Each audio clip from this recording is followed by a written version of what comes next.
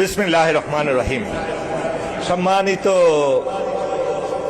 উলামায়ে কেরাম এবং উপস্থিতি, আসসালামু আলাইকুম। আমি কর্নেল মোহাম্মদ আব্দুল হক, সাবেক নই, বর্তমান।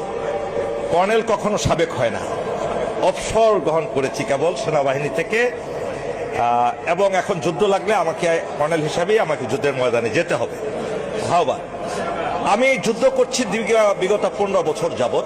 আপনারা হয়তো জানেন না, আমার হক কথা চ্যানেল আছে, সেটার মাধ্যমে এবং বাংলাদেশে পৃথিবীতে যত মিডিয়া আছে সব মিডিয়াতে এই স্বৈরাচার সরকারের বিরুদ্ধে আমি সেই সময় থেকে ক্যান্টনমেন্টের ভিতরে থেকে যুদ্ধ করছি আমি। এবং শুধু তাই নয়, সেনাবাহিনী থেকে প্রথম বিদ্রোহ করেছি আমি 2 তারিখে। আমার পরবর্তীতে আমার সিনিয়ররা করেছেন। যাই হোক, আমি ওই প্রসঙ্গে যাব না। আমি যা করি আমার প্রভুর সন্তুষ্টির জন্য করি। আমি কোনো মানুষকে খুশি করার জন্য নয়, কোনো কিছু প্রাপ্তির জন্য নয়, কোনো কিছু পাওয়ার জন্য নয়। প্রিয় উপস্থিতি, পবিত্র কোরআনে রব্বুল আলামিন আমাদের সম্পর্কে একটা আয়াত নাযিল করেছেন। এই যে এখানে যারা বসে আছেন সবার জন্য, কুনতুম খায়রা উম্মতি উখরিজাত লিন-নাস তা'মুরুনা বিল মা'রুফি ওয়া তানহাউনা আনিল মুনকার। 570 খ্রিস্টাব্দে মহানবী সাল্লাল্লাহু আলাইহি সাল্লামের পরে আর কোন নবী রাসূল আসবেন না, তাই তো? আসলে এতদিন চলে আসতেন। ওনাকে রাসূল হিসেবে প্রেরণ করা হয়েছে সমগ্র বিশ্বের জন্য। ওমা আরসালনাকা ইল্লা রাহমাতাল লিল আলামিন, সারা বিশ্বের রহমত স্বরূপ। আর মুসলমানদেরকে বলা হয়েছে কুনতুম খায়রা উম্মতি। তার মানে পৃথিবীতে যত জাতি, যত বর্ণ, যত ধর্ম, যত গোত্র আছে সবার উপরে শ্রেষ্ঠ হলো কারা? মুসলমানরা, তাই নাকি? আর সবার নবীকে হযরত মুহাম্মদ সাল্লাল্লাহু আলাইহি ওয়াসাল্লাম।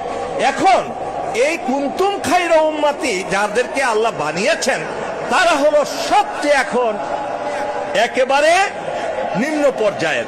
কেননা তারা সেই আল্লাহর সিফতকে তারা গ্রহণ করে না মনে প্রাণে। আপনি 1000 কমিউনিস্ট নেতাকে এক রুমে বসাতে পারবেন, কিন্তু আমি ভাই আর্মির লোক, আমি কাউকে ভয় করে কথা বলি না আল্লাহকে ছাড়া।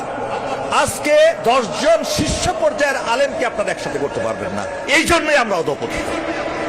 বিশ্বাস করেন, কোরআন এক, আল্লাহর রাসূল এক, 5 ইসলামী ভিত্তি এক, কিন্তু কে সিনিয়র, কে জুনিয়র, কে কোথায় ডাইনে বসবে, কে বামে বসবে, এটা নিয়ে তাদের কারাকারি মারামারি। কে কত বড় পীর, কে কত বড় ডিগ্রিধারী, কে কয়টা বই লিখেছে, অমুক এই কথা বলেছে, আপনারা মারামারি করছেন, আপনারা ঝগড়া করছেন, ফাসাদ করছেন। আর কাফেরেরা, নাস্তিকরা, ইসলাম বিদ্বেষীরা সেটা আনন্দ করছে তা দেখে। যতক্ষণ না পর্যন্ত আপনারা ওয়াতাসিমু বিহাবলিল্লাহি জামিআ ওয়া লা তাফাররাকু এই আয়াতের উপর আপনারা স্থির হতে না পারবেন, কোন দিন আপনারা ক্ষমতার মুখ দেখতে পারবেন না, সফলতার মুখ দেখতে পারবেন না। আমি শেষ কথা বলে যাচ্ছি, আমাদেরকে জান্নাতে আল্লাহ কোন রোগী থাকবে জান্নাতে বন্যা হবে, জান্নাতে যুদ্ধ হবে, জান্নাতে অনেক কিছুই হবে না। আপনি একজন মুসলমান হিসেবে, মোমেন বান্দা হিসেবে আপনি 5 ওয়াক্ত নামাজ পড়লেন, রোজা করলেন, হজ করলেন, যাকাত করলেন, এটা দিয়ে আপনি বেহেশতে চলে যাবেন? অসম্ভব, অসম্ভব। আমি বলছি অসম্ভব। কেননা আপনি জান্নাতে গিয়ে কি ফকির পাবেন ভিক্ষা দেওয়ার জন্য? জান্নাতে গিয়ে কি এই যে ফেনীর বন্যা দুর্গত লোকদেরকে পাবেন? তাহলে আপনি কোথায়? জান্নাতে যেটা পাবেন না সেই কাজটাই দুনিয়া করে আপনাকে বেহেশতে যাওয়ার ফিকির করতে হবে। শুধু নামাজ, রোজা, হজ, যাকাত দিয়ে হবে না। জান্নাতে গিয়ে কি আপনি যুদ্ধ করতে পারবেন, জিহাদ করতে পারবেন? তাহলে যেটা জান্নাতে পাবেন না এটা করে আপনাকে জান্নাতে যেতে হবে। ওয়া তৌফিক ইল্লা বিল্লাহ ওয়া আখির দাওয়ানা আলহামদুলিল্লাহি রাব্বিল আলামিন। আসসালামু আলাইকুম ওয়া রাহমাতুল্লাহ।